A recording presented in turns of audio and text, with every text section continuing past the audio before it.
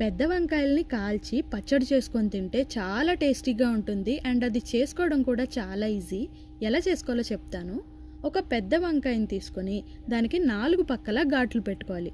తర్వాత పొట్టు తీసిన ఒక 5 వెల్లుల్లి రెబ్బలు, 4 పచ్చిమిర్చి ముక్కల్ని తీసుకొని మనం పెట్టిన ఘాట్లో ఒక వెల్లుల్లి ఒక పచ్చిమిర్చి పెట్టి లోపలికి దూర్చేసుకోవాలి. తర్వాత ఈ వంకాయ మొత్తానికి ఆయిల్తో గ్రీస్ చేసేసుకోవాలి, ముందు వెనక మొత్తం అంటేలాగా. ఆ తర్వాత స్టవ్ ఆన్ చేసుకొని ఇలాంటి ఒక గ్రిల్ దాని మీద పెట్టుకొని ఫ్లేమ్ని అడ్జస్ట్ చేసుకుంటూ, అంటే కొంచెంసేపు సిమ్లో కొంచెంసేపు మీడియం ఫ్లేమ్లో పెడుతూ ఈ వంకాయకున్న కాడని పట్టుకొని అటు ఇటు తిప్పుతూ ఉండాలి వంకాయని. అప్పుడు మొత్తం ఈవెన్గా కాలుతుందనమాట. అలా కాలడానికి నాకు ఒక 10 నుంచి 15 నిమిషాలు టైం పట్టింది. తర్వాత చాలా వేడిగా ఉంటుంది కాబట్టి ఒక్క 10 నిమిషాలు దాన్ని అలాగే వదిలేసి ఆ తర్వాత ఆ వంకాయకున్న పీల్ అంతా తీసేసుకున్నాను. తర్వాత దానికి ఉన్న కాడ కూడా కట్ చేసేసుకొని ఆ మిగిలిన స్టఫ్ అంతా తీసుకెళ్ళి ఒక గిన్నెలో వేసుకున్నాను.